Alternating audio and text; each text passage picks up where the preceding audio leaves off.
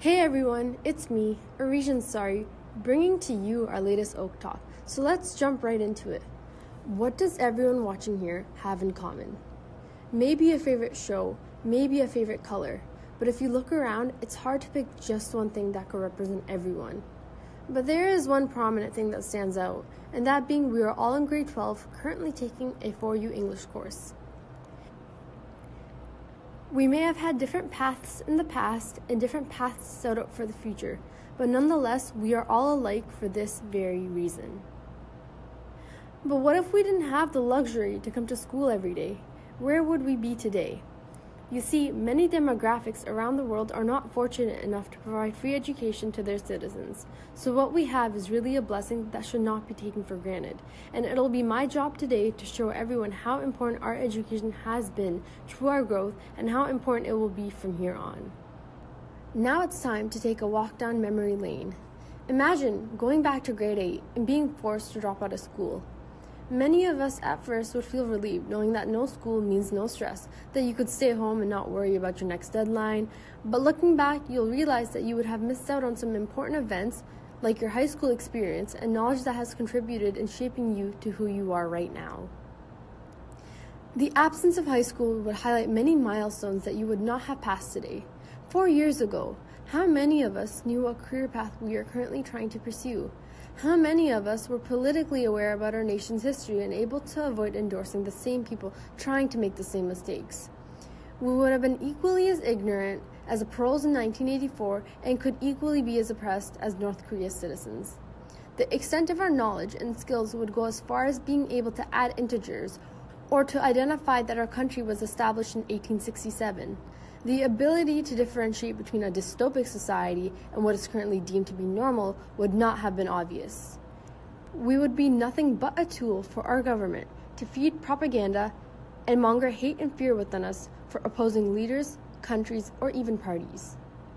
And this is the sad reality in places in the world such as Uganda and Colombia, where the youth are incapable of affording proper education and are forced to be a part of what they told is the right way to live, serving their country as child soldiers and having no say in their future.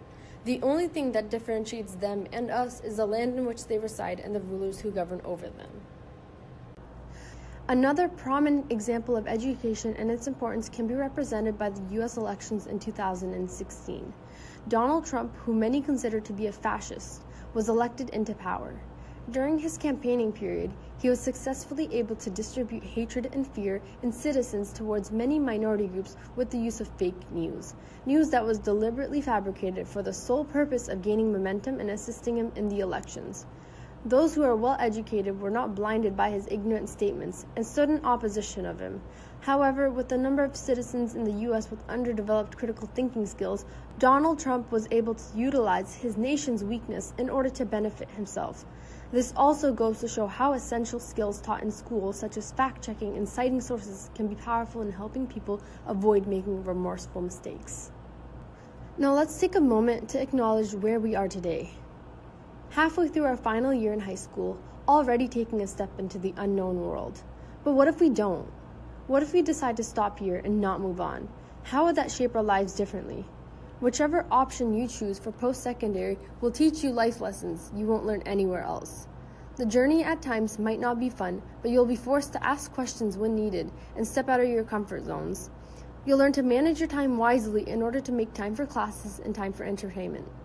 These are life skills that play an important role in disciplining yourself and prepare you for the real world of employment.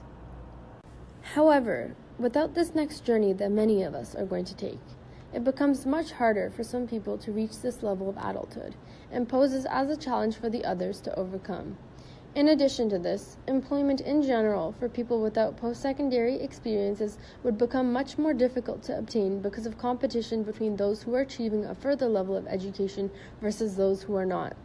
These types of jobs may be the only options available for those without post-secondary experience, but they are one of many for those with more education. Ultimately, an individual being limited in receiving what they need for survival can become burdensome, adds unnecessary stress into the lives of many, and can easily be avoided. So I leave you with this. The next time you begin to rant about education, Just think about how lucky you are to be in a country that provides it openly to everyone. How everything you have learned shaped you into becoming the individual you are today, and the steps you are willing to take.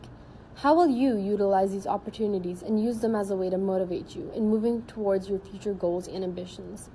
Allow them to become your drive and to lead you forward in life. With all this being said, enjoy every experience life throws at you during your journey, and good luck.